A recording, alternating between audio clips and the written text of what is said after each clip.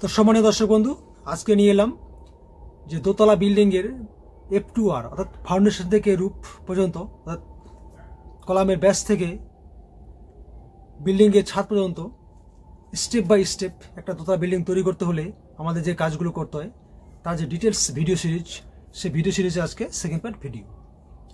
তো first part ভিডিওতে আমরা আলোচনা করেছিলাম কলাম ডিজাইন।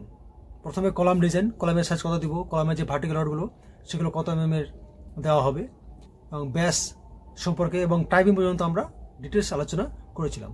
তো আজকের সেকেন্ড পার্ট ভিডিও থাকবে যে কলাম তো আমরা দাঁড় করিয়ে দিলাম, তো কলামের যে ভার্টিক্যাল রডগুলো সেগুলো তো একবারে দোতলা পর্যন্ত পৌঁছাবে না, তো সেগুলো কথা না কথা আমাদেরকে ল্যাপিং দিতে হয়। তো সেই ল্যাপিং আমরা কোথায় দেব, ল্যাপিং দেওয়ার সঠিক স্থান কোথায় এবং কতটা ল্যাপিং দেব, এবং কলাম ঢালাই বা ব্যাস ঢালাইয়ের বা টাইপিং ঢালাইয়ের যে মশলা তৈরি করা হয় কংক্রিট মশলা, সেটার কত ভাগ দিতে হবে। তো আজকে ভিডিও থাকছে এই বিষয়গুলো ডিটেলস A to Z। তো দর্শক বন্ধু, ভিডিও শুরু করার আগে আজকে যারা নতুন দর্শক বন্ধু, আপনাদেরকে রিকোয়েস্ট করব প্রথমে আপনি যে ফার্স্ট পার্ট ভিডিওটি সেটি দেখে নেওয়ার জন্য সে ভিডিও লিঙ্ক আমি ডিসক্রিপশন বক্সে দিয়েছি, আই কার্ডও দিলাম, তার সঙ্গে আপনারা ইন স্ক্রিনও পেয়ে যাবেন। তো আজকে ভিডিও হচ্ছে দোতলা বাড়ি তৈরির F2R অর্থাৎ ফাউন্ডেশন থেকে রূপ ছাদ পর্যন্ত। তো আজকে হলো সেকেন্ড পার্ট ভিডিও।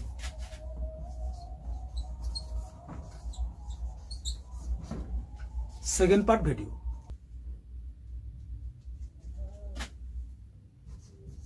তো প্রথমে থাকছে এই যে কলাম আমরা দাঁড় করে দিলাম, তো কলামের যে ভার্টিক্যাল রডগুলো, তো সেগুলো তো একটি রডে দোতলা পর্যন্ত পৌঁছাবে না। তো কলামের ভার্টিক্যাল রডগুলোর প্রথম কথা আমাদেরকে ল্যাপিং দিতে হবে। তো ল্যাপিং দেওয়ার সঠিক জোন কোনটা, সঠিক স্থান কোথায়। তো এটি একটি কলাম, এটি হলো টাই বিম, এটি হলো ছাদের বিম। তো এই টাই বিম থেকে ছাদের বিম পর্যন্ত আমরা কলামটিকে মেপে নেবেন, কিন্তু কলাম তো আমাদের এখানে দাঁড়িয়ে আছে, কলাম মাপতে পারবেন না। তো আপনারা কতটা উচ্চতায় আপনারা ছাদ করবেন, অর্থাৎ ছাদের বিম কতটা উচ্চতায় থাকবে সেটা আপনারা প্রথমে ক্যালকুলেশন করে নেবেন। আমি ধরে নিলাম 10 ফিট উচ্চতায় আমি ছাদ দেব, বা 10 ফিট উচ্চতায় আমার এই ছাদের বিম থাকবে, তাহলে আমার কলামের টাইপিং থেকে কলামের উচ্চতা হবে 10 ফিট। তো এই কলামকে আমি প্রথমে 4 ভাগে ভাগ করে নেব। তো 10 ফিটকে যদি আমরা 4 ভাগে ভাগ করি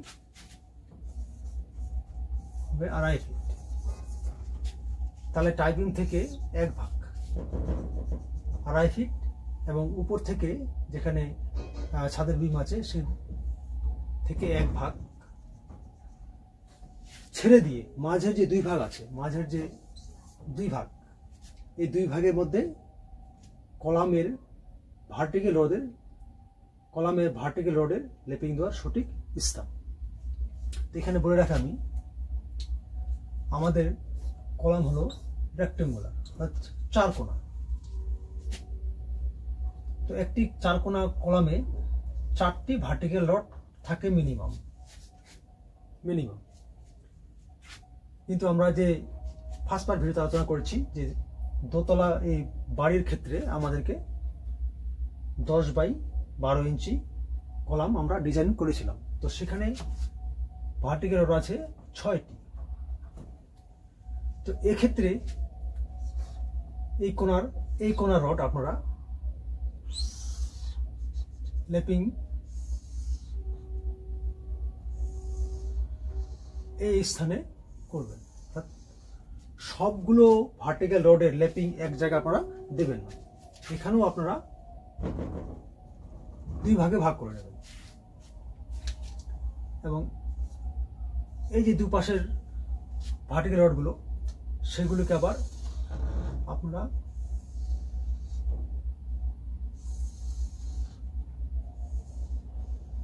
এইভাবে ল্যাপিং দেবেন, অর্থাৎ জোড়া দেবেন। তো এখন প্রশ্ন হলো যে ল্যাপিং আমরা কতটা দেব। তো ল্যাপিং আপনারা করবেন 50%, 50%। তাহলে 50% কি এর সম্পর্কে কিছুটা বলি। তো এই ল্যাপিং আপনারা 45 থেকে 50% দেবেন। তাহলে এটা কি, এটা সম্পর্কে ডিটেলস বলি। যত ডায়ামিটারের রড থাকবে, অর্থাৎ কত এমএম এর রড থাকবে, সেটার সঙ্গে আপনারা এই পার্সেন্টকে গুণ করে দেবেন। তো ভার্টিক্যাল রডকে ধরলাম আমি 16 এমএম, এবং ধরলাম আমরা 50% ল্যাপিং দেব। তাহলে 16 এমএম ইন্টু 50%, এটাকে যদি আমরা ইন্টু করে দিই, 800 এমএম হবে আমাদের ল্যাপিং।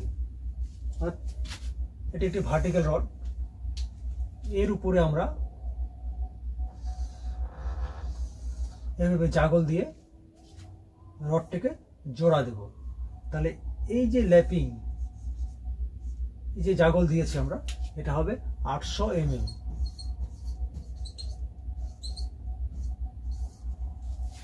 তো এটা হলো এমএম। যদি এটাকে আপনারা ফিটে কনভার্ট করেন, এবং যারা করতে পারেন তাদের জন্য একটা ফর্মুলা আছে। আর যদি যে সমস্ত মিস্ত্রিরা আছে যারা ক্যালকুলেশন করতে পারেন না, তাহলে আমি বলে দিই 2 ফিট সামথিং কিছু হয়, বা ইঞ্চি টেপের মধ্যে আমরা 800 এমএম দেখে নেবেন। তারপরে পাশে থাকে ইঞ্চি, কত ইঞ্চি হচ্ছে সেটা আপনারা দেখে নেবেন। তো এর একটা ফর্মুলা আছে এই এমএম কে আবার ফিটে কনভার্ট করার। তো 1 এমএম সমান সমান 0.00328। তো 1 এমএম হয় এত ফিট, 1 এমএম এ 0.00328 ফিট। তো এটাকে যদি আমরা 800 দিয়ে গুণ করে দিই, তাহলে কত ফিট হবে সেটা চলে আসবে। যদি এভাবে ক্যালকুলেশন করতে না পারেন, তাহলে 800 এমএম, ইঞ্চির মধ্যে 800 এমএম দেখে নেবেন, তার পাশে ফিট থাকেই, সেই ফিটে আপনারা কনভার্ট করে নেবেন। 2 নম্বরে থাকছে আমরা যে লেপিং করব একটি রড থেকে একটি রড, সেখানে আপনারা অবশ্যই জাগল দিয়ে দেবেন। জাগল কাকে বলছে এবং জাগল কেন দেওয়া হয় কি, এভাবে একটি ভার্টিক্যাল রডের উপর যখন আমরা আর একটি ভার্টিক্যাল রড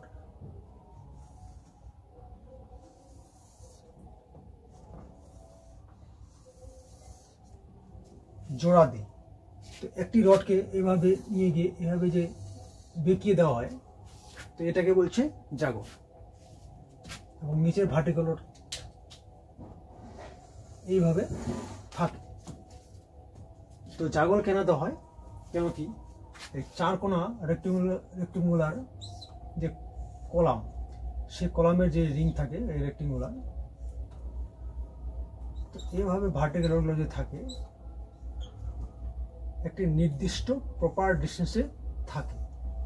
তো যদি আমরা এইভাবে জাগল না দিয়ে থাকি, তাহলে এই যে রিং, তো এই ডিস্টেন্সে আমাদের এই ভার্টিক্যাল রডটি আছে। তো যদি এটাকে যদি আমরা এভাবে জাগল দিয়ে না দিই, যদি এর পাশে এভাবে আমরা জোড়া দিই, ল্যাপিং করে দিই, তাহলে এই ভার্টিক্যাল রড থেকে এই রড এদিকে সরে চলে আসলো, এবং রিং যখন এখানে বাইন্ডিং করা হবে, তাহলে রিংয়ের এই কোণা থেকে এই ভার্টিক্যাল রড সরে আসলে এদিকে। তাহলে প্রপার ডিস্টেন্স মেনটেন করার জন্য ভার্টিক্যাল রডে জাগল দেওয়া প্রয়োজন। 3 নম্বরে থাকছে কলাম, টাই বিম, ব্যাস, এগুলো যখন আমরা কংক্রিট করব, তো তো সেই কংক্রিট মশলার অনুপাত কত হবে, অর্থাৎ কংক্রিট মশলা কত ভাগে আমরা তৈরি করব। কলাম, টাই বিম এবং ব্যাস, এগুলো ঢালাই করার জন্য আমাদের M20 গ্রেডের মশলা তৈরি করতে হবে। তো M20 গ্রেড কি?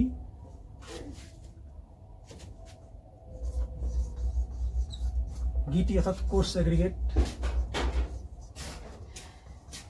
বালু অর্থাৎ স্যান্ড, সিমেন্ট। তো গিটি থাকবে কত ভাগ? কোর্স এগ্রিগেট 3 ভাগ। আপনি যে পাত্র দিয়েই দেন, সেই পাত্র দিয়ে গিটি দিতে হবে, সেই পাত্র দিয়ে আপনাকে বালু দিতে হবে, সেই পাত্র দিয়ে আপনাকে সিমেন্ট দিতে হবে। তো 3 ভাগ গিটি, 1.5 ভাগ বালু, 2 ভাগ দেওয়ার অনুমতি আছে, দেওয়া যায়, 2 ভাগ দেওয়া যায়। কারণ কি 3 ভাগ গিটি, 1.5 ভাগ বালু, 1 ভাগ সিমেন্ট দিয়ে যদি আমরা কোনো কংক্রিট মশলা তৈরি করি, সেক্ষেত্রে সেই কংক্রিটটাকে ফিনিশিং করতে অসুবিধা হয়। সেক্ষেত্রে আপনারা 2 ভাগ বালু দিতে পারেন। আবারও বলি, যে পাত্র দিয়ে আপনি কোনো যদি কড়াই দিয়ে দেন, তাহলে 3 কড়াই গিটি, 1.5 থেকে 2 কড়াই বালু এবং 1 কড়াই সিমেন্ট দিয়ে এই কলাম, টাই বিম এবং ব্যাস ঢালাইয়ের মশলা তৈরি করবেন, যেটা হলো M20 গ্রেড।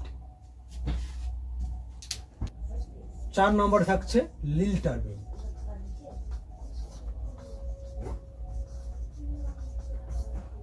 লিল্টার বিম তো আপনার মেজ লেভেল বা টাই বিম, যদি টাই বিম আপনার মেজ লেভেলে থাকে, সেই টাই বিম থেকে বা মেজ লেভেল থেকে লিল্টার আপনারা কতটা উচ্চতায় করবেন। মেজ লেভেল আপনার বা টাই বিম, কলাম, তারপর যে আপনারা এই লিল্টার বিম করবেন, সেই লিল্টার বিমের নিচে আপনাদের থাকে দরজা, ডোর। তো এই লিল্টার বিম আপনারা 7 ফিট উচ্চতায় লিল্টার বিম দিবেন। তো সম্মানীয় দর্শক বন্ধু, বাকি যে থাকলো স্টেপগুলো, সেগুলো আবার থার্ড পার্ট ভিডিওতে আলোচনা করা হবে। তো আজকের ভিডিওতে যারা নতুন দর্শক বন্ধু, আপনাদের কাছে রিকোয়েস্ট চ্যানেলটিকে সাবস্ক্রাইব করতে এবং ভিডিওতে একটি লাইক দিয়ে উৎসাহিত করবেন, যাতে বিল্ডিং বিষয়ে আরও নতুন ভিডিও নিয়ে আসতে পারি। যদি কোনো জানার বিষয় থাকে তাহলে অবশ্যই কমেন্ট বক্সে কমেন্ট করবেন, সেখানে আমি রিপ্লাই অবশ্যই আপনাদের করব আমি। তো দর্শক বন্ধুরা, আজকে পর্যন্তই, দেখা হবে পরবর্তী ভিডিওতে।